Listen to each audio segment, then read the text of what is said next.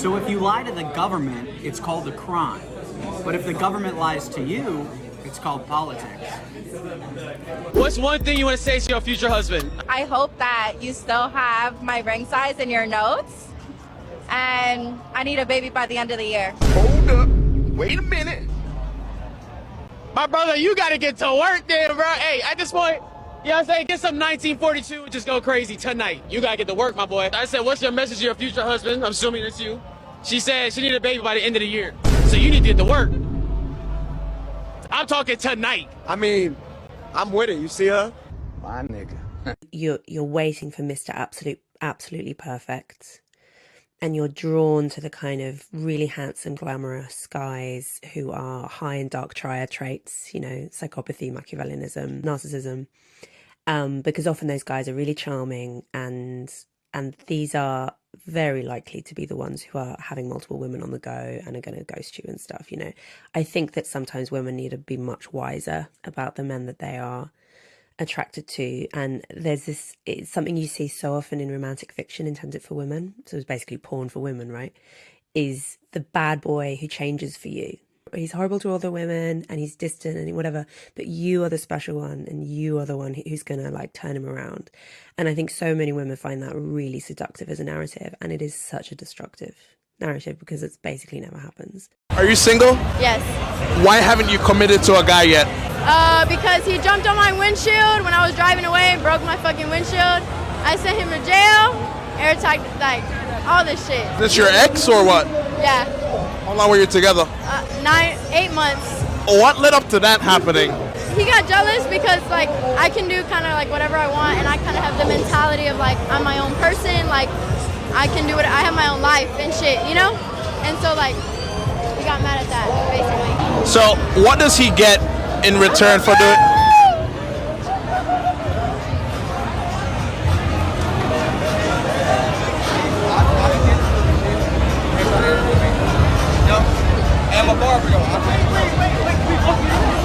Yo, wait, can we both get in this hole?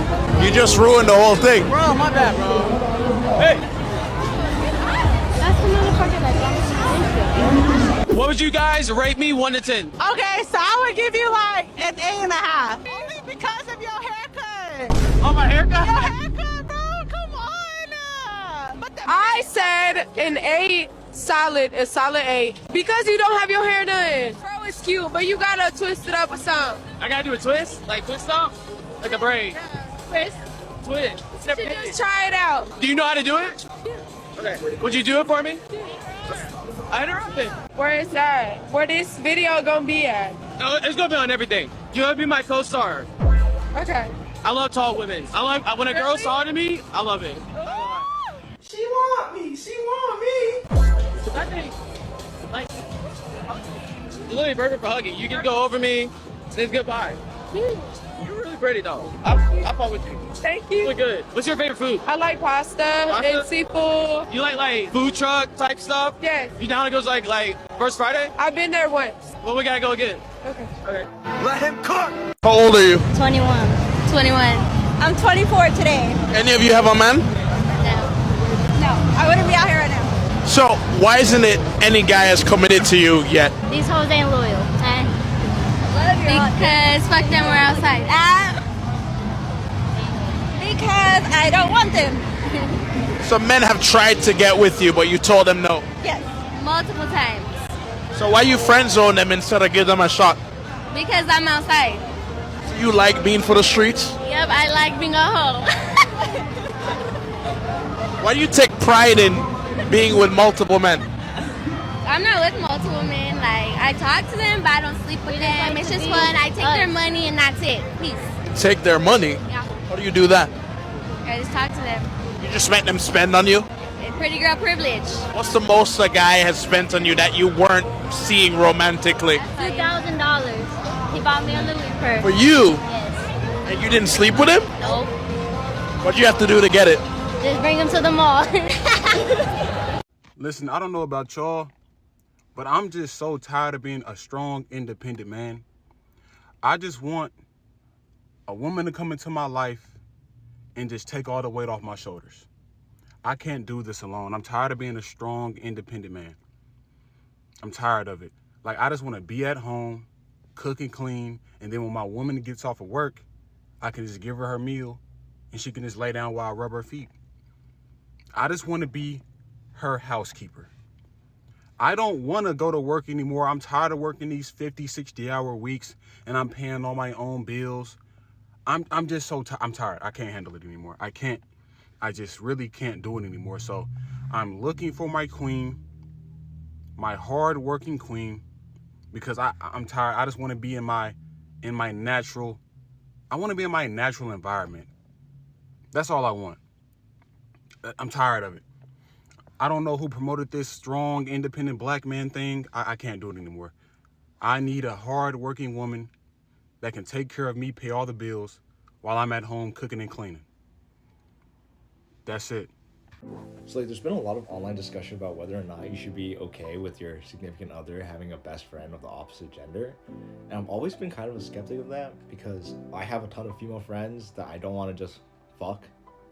Up until it happened in my relationship, bro. And I was just like baffled. Let me explain.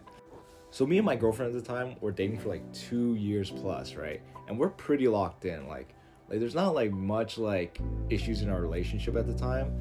Until one time, like as we're like snuggling in bed, like I noticed the way they text each other is crazy. Like this guy would send her like a whole fucking paragraph and she would just like type back right away, like right in front of me. And I was just like, that's kind of weird.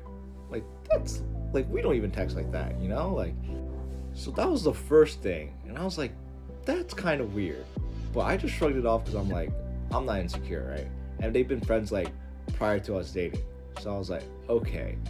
And then the next thing is when this guy started having feelings for my girlfriend's twin sister. And I was like, that's kind of odd because they're not even as close as him and my girlfriend at the time. And I was like, okay, like that's weird. And then my girlfriend like reacts it in a even weirder way, bro. Like oh my god. Okay, so get this, right? So her initial reaction was baffled. Like she was baffled. And you know what so they were texting back and forth, and she was like angry and everything. And you know what she said, bro? Bro, she said, dude, if you were to like any one of us, it should have been me. And she told me that like as if that was like a normal thing to say while in a relationship. And I was like there's no way you think that was like an okay thing to say, right? And I was like, I was at a loss for words. OMG, you know what's even fucking crazier too? I somehow got brought into the fucking like the fucking like discussion, and he was like, yeah, I could never really like your boyfriend because he took you away from me. And I was just like, what the fuck? Like keep me out of this shit, bro. Like what? Oh my god, dude, like what the fuck? So then that shit got even messier, bro. Like it was so weird, and it got to the point where they eventually cut each other off. And the way they went about it was in like literally a breakup way. And I'm witnessing on the sideline, by the way, and she's telling me all this, so I'm just like, I wasn't exactly tripping, but I was like, huh, like I didn't know he wrote you a whole fucking like kid's book about the things he liked about you. I was like what? Like you didn't think to tell me this? And then she fucking wrote him letters. Like what? Oh my god. So like it got to this whole like dramatic thing of where she was tearing the letters up right in front of him, and they were like doing this in fucking public, and she was asking me if I wanted to be there, and I was just like, dude, this is fucking weird, bro. Like I was just at home, and I was like I can't believe this is happening. So they end up stop being friends, right? And then me and the girl ended up dating for like another year before we ended up breaking up for different reasons. But man, like these guys are fucking weird, bro. Like don't trust these guys' best friends around your girl, bro. Like, you gotta vet them out yourself. Never ever go through a girl's phone, bro. So yeah, there was one time I was with a girl and we had like a fantastic night. The night was so good. I remember I wake up in the next morning and I'm like to myself, you know what? Like, I liked this girl so much. The night was so good. I'm gonna make this girl breakfast. But I kiss her on the forehead. I wipe the plaque off her forehead, and then I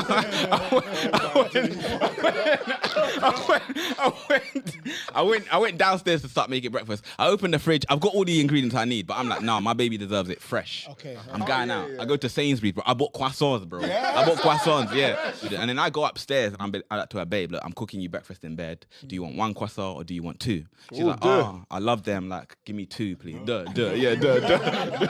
As I'm about to go downstairs, her phone's on the desk.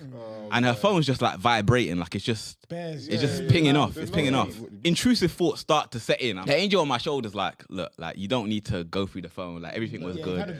You had a great night. Yeah. Don't be insecure or whatever. The devil on my shoulder is like, he's a hood guy. He's like, he's like, she's half asleep. Just check it out. Like, yeah, I'm thinking, nah, you know what? I'm not gonna go for it. But as I'm about to leave, another message comes through. And so then I'm seeing it, and I'm seeing Gabriel work in brackets.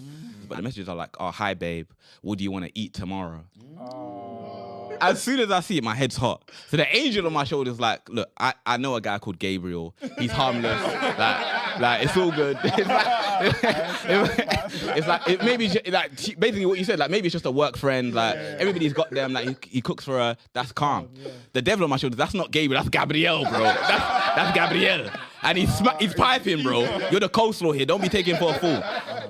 But I'm like, you know what? Yeah, like, I'm not gonna do it. I go downstairs. I continue making the breakfast. So then I go upstairs and I'm like to her, like, yeah, babe, the food's here. So she's on the way to the toilet. So she looks at her phone and she just smirks. That smirk to me is confirmation. Yeah, you're seeing this guy. Like that's your man. That's your man, basically. Yeah. So she goes into the toilet.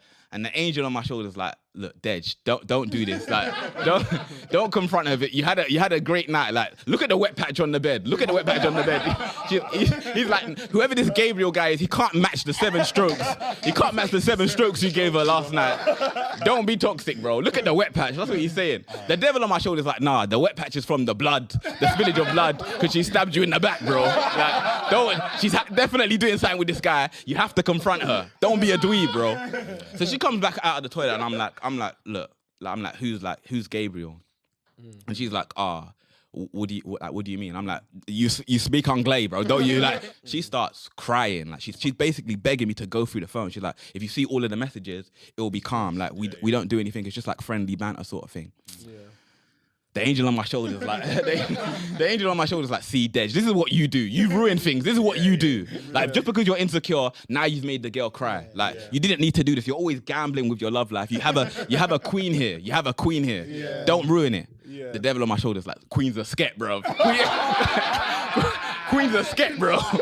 You can put anything on top? Yeah, exactly. Queen's a sket. She's like, call her bluff, bro.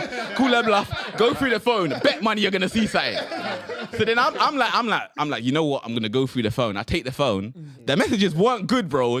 She was trying to double bluff me. So I'm seeing the messages, and she's proper flirting with this guy, seeing this guy. And the worst thing is, this guy's a chef. He's a chef, so he's cooking for her at work and everything. He's making croissants from scratch.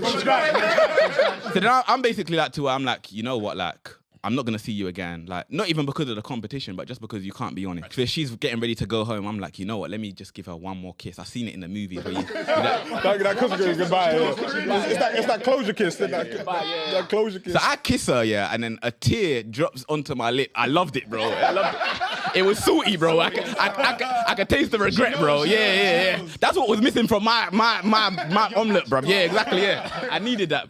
So she's basically like to me, like, okay, cool. Like, if we're not gonna, I understand why you don't want to see me again, but if we're not gonna see each other again, then can we have like one more session? One more session. I'm like, what's the devil in you? The devil on my shoulder's like, yeah, 100%. Yeah, you deserve this, bro. You need it. You need it. The angel on my shoulder's like, I agree with him. He's like, I agree, bro. Run up. Do you know why generally when a woman leaves a relationship, she's more or less okay, but the dude is left totally blindsided? Let's talk about it. It generally takes a lot to make us leave a relationship. I wonder what a lot means. Let's learn. If she's leaving you, there have been months of her telling you exactly what bothers her. Months of her telling you what bothers her is a lot of effort and worth splitting up over. Gotcha. You didn't do it. You didn't do it, fellas, so you deserve to be left. Which, you know, fair enough, to be honest with you. However, from a male perspective, with this bullshit excuse that I see often, let's get into it, because there's some telltale giveaways. Generally speaking, I'd say that if you complain that your wife or girlfriend is a nag, you need to watch out. Nope. If your girlfriend seems like a nag, it's because she's a nag and she's not communicating with you properly. She's not doing this. I know you've got a lot going on, but there's a few things that's bothering me. And I'm hoping if I share this information with you, we can work through it together to overcome it. So we can both be happy. Because that would work, because us men like direct communication. Instead, the majority of us men, we experience this. I'll do the dishes then. Thank you, sweetheart. Never listens to me. And you better start trying. Yes, and you should start communicating better.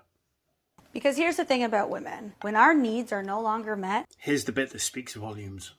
We no longer find you attractive, and you're more kind of just this nuisance to have around. If that's the case, tell the dude and leave him. And eventually the ick becomes so bad that we can't stand you. Then tell him and leave. Oh right, I forgot. Your communication has been so good over the last few months that he's not figured it out. But the one bit of information that you should be telling him, the most important bit of information, you're not telling him, and you're curious to why he can't figure it out. Are we seeing a pattern here? Come on now. We're going through a breakup in the relationship. You just don't know that we're broken up yet. I love the way she so confidently says that, like the man is at fault for not knowing what's going on in her mind because she hasn't told him. Yeah, it's the man's fault, yeah.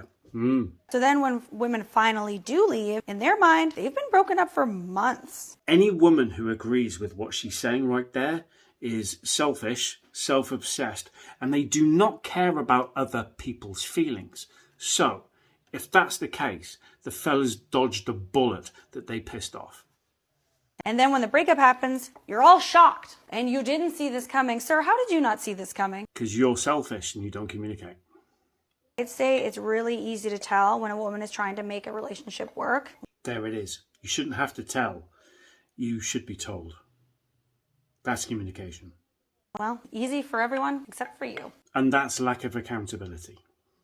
When the crying stops, the healing begins, and we start to learn how to live without you, and a lot of the times actually prefer it. Maybe, but it seems like you can't manage it without leaving the dude first. It's like you need that emotional crutch to achieve it, which seems quite needy and a bit of a red flag. I hope fellas see this video, because stay away from people like these. Risky. So gentlemen, for the love of God, listen to your woman when she tells you exactly what she wants. I absolutely agree, and women, hold yourself to these standards too. Relationships are a two-way thing. Do the dishes, plan date nights, or take an online course on finding out where the fuck the clitoris is. Maybe plan a date night for your fella. Make him feel special, wanted. It's not all about you. If he can't find your C, tell him, communicate. It seems like you are quite lacking in this area. He should Google it instead of asking you, because you don't want to tell him. He should assume and already know. Maybe you should try and work in the D better, because a lot of you are confident, but not very successful. Fellas know what I'm on about. Because when it's over, it's over. No, it's not. It's over for you, in your mind. It's not over for the other person, because you are stringing them along. You're manipulating them. You are taking advantage of them, and you are being selfish, and you're acting as if like it's his fault. It's mental. Trust me when I tell you, we can always find some other guy to disappoint us. And now with the use of social media, us guys are making other guys aware of people like you to stay away from.